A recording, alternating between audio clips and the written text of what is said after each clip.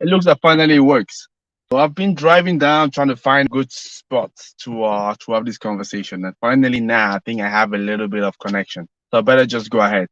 Well, listen, today I just want to talk to you about one opportunity that I mentioned already in the past, which is green manufacturing, right? I don't know what you think about that. So is it something you think that we should tap into? So what is your opinion around it? So I just wanted to have this quick conversation around it, yeah? And that's what we're going to talk about. So welcome everybody if you just new and joining that. So my name is Tony Teo. I'm the founder and CEO of Renewables in Africa, and we are your global clean energy champion. So the role of our platform is very simple. It's just to make sure that we can demystify the renewable energy sector for you, meaning that we're able to give you all the information that are useful for you, especially if you're an investor. Are you saying that I want to put money into the sector, but I need some more information? Because, for example, at the moment, I'm talking to let's say some suppliers, so they're interested by the African continent, for example, but they need a certain set of information before they feel comfortable. They definitely attracted by the market, but they need those clarity before they can move ahead, right? So definitely we're here to make sure that we can help you to demystify the sector for you and also those territories for you. Or it could be a business saying that, hey, you want to go green, you want to decarbonize your operations, but you need more information. So what we do, we also help you to get the information you need for you to be able to move forward. Or if you are a professional, yeah, so you want to get in, you're coming from another sector, you want to find your way into renewables, you want to know what is suitable for you. So where can I find those information? And here, renewables in Africa, you have everything. And by the way, we're not just talking about Africa, we're talking about cross sectors, right? And cross continent. Excellent. So today I want to have those conversation on the green manufacturing. But before that, there's three things I like you to do for me, right? Number one, I wanted to subscribe because we're broadcasting from five platforms, as I mentioned already in the past. So we have LinkedIn, we have Facebook, we have YouTube, we have Twitter, and we have Telegram, right? We make sure that to all those platforms we can connect with you. So what is your job? Your first job is to connect to one of those platforms. Ideally, I want you to connect to all of them because this way you know that you won't miss out. So the second job that I like you to do is to leave a comment, right? Leave a comment. So drop a comment and let me know what you think about the topic that I'm just going to be exposing, because what I'm bringing forward, it's my viewpoint based on my experience on the markets, so the knowledge I've been able to gather, but you may have a very different opinion. So what is it? Yeah. So just share.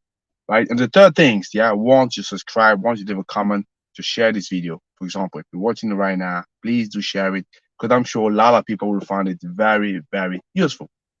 So talking about green manufacturing. So why do I want to talk about green manufacturing?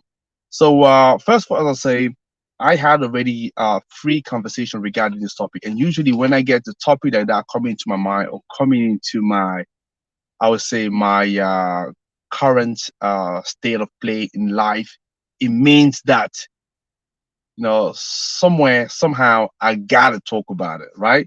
And I know some of you are asking themselves the question, so what about local manufacturing, green manufacturing? Can we get it done in the emerging market? Can we get it done in Africa? So that is the why I want to discuss about that. And my simple answer to that is yes.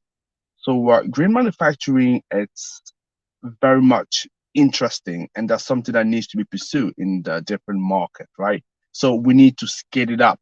But once I've said that, it's one thing to be saying that, it's another thing to be able to demonstrate or to show what are the benefits, right?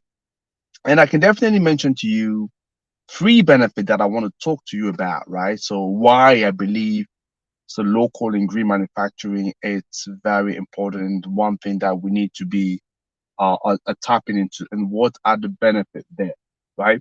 And for green manufacturing in emerging markets.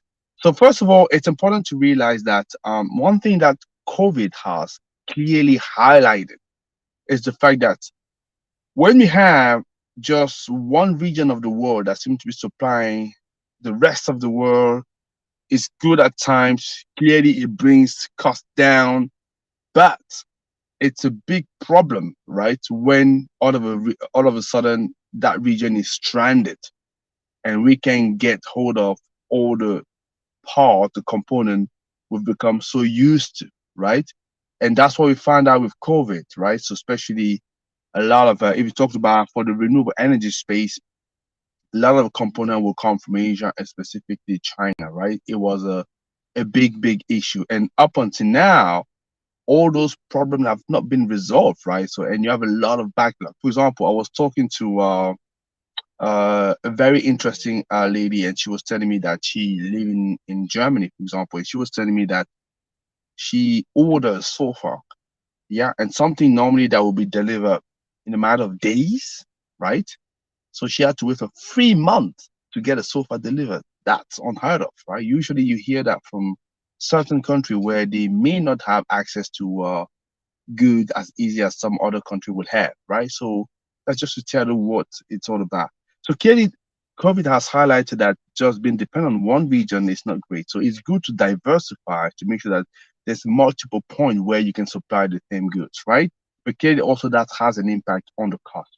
So having said that, so what it shows is definitely, so if that has become an opportunity to tap into, so clearly countries, especially country in Africa, should be looking into that. And there are three benefits that I can think about. The first benefit that I could see is social economic, right? So if you look at, because we're talking about a country that needs to be industrialized, right? And no, sorry, a continent that needs to be industrialized. Because one thing that we know between now and 2050, so according to lots of studies, so we will be seeing the African economy tripling, quadrupling, right? Much about 4 or 5, but potentially even, right? And you got to know that the African economy altogether, we're talking about a $2 trillion economy, right? It's going to be much by 4 or 5, right? That we're talking about 10 trillion. Could you imagine that? That's actually huge, right? And also, but obviously that has to be seen. But one thing is almost certain is the population growing. And forecasts are saying it's going to be doubling. And if it's a doubling, so that means the level of demand will be will be a lot, will be increased significantly. It means as well people needs will expand as well significantly. So manufacturing will need to follow up. So anyway, whether we like it or not, we will need to expand the footprint of manufacturing.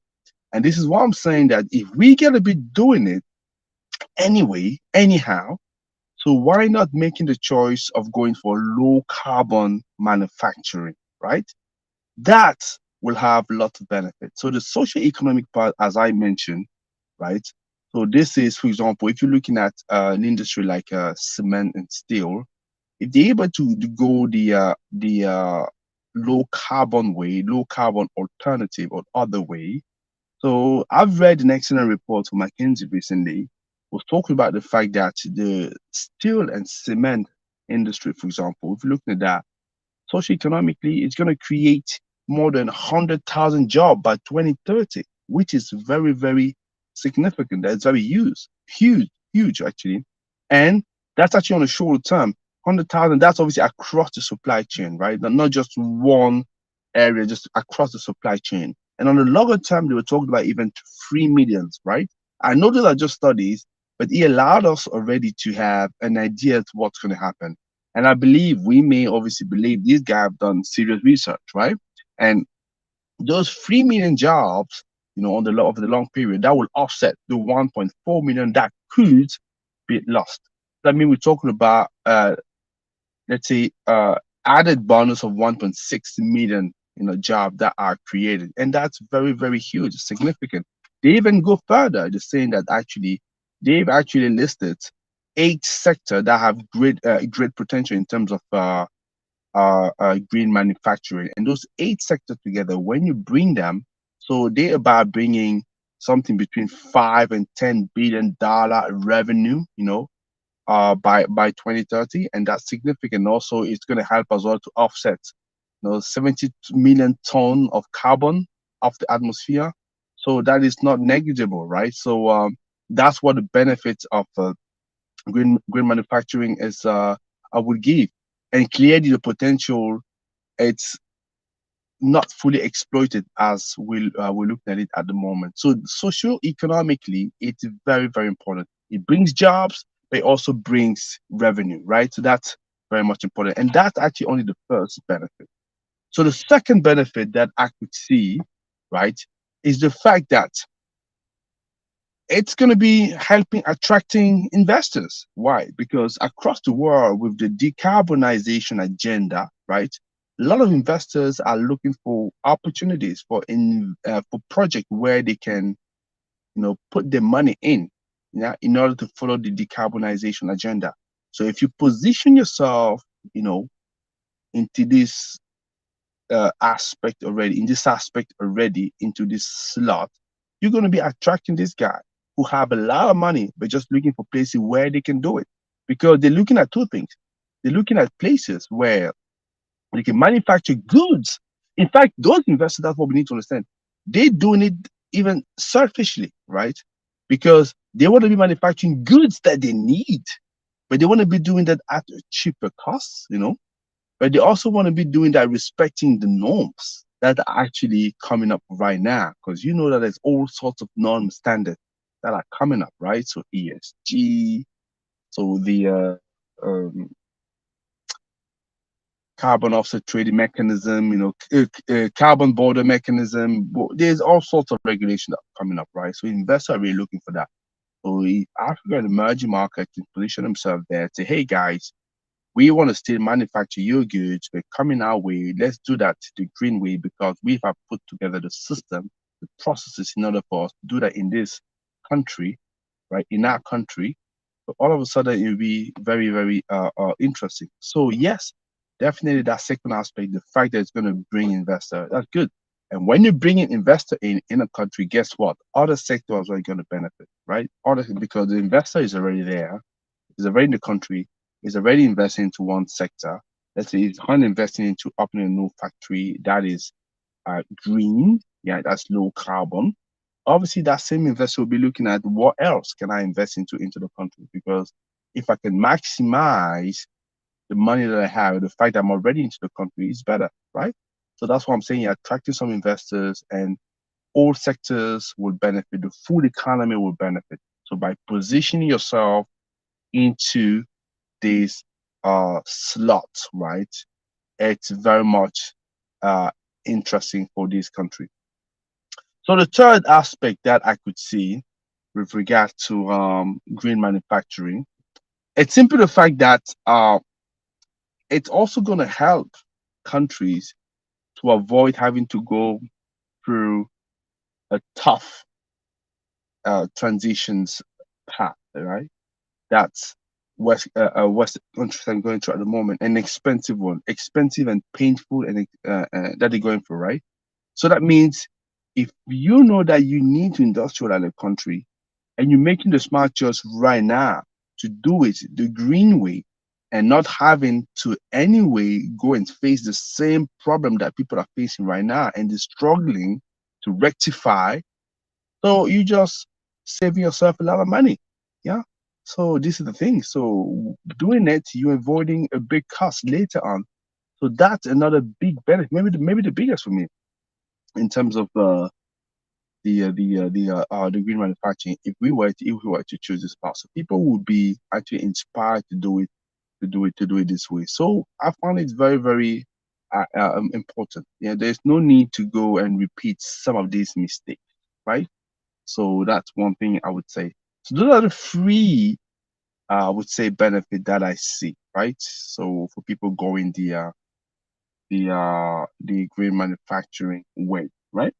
So I mentioned three, yeah, that's what I wanted to give you. But let me add one more, yeah, that is still also important.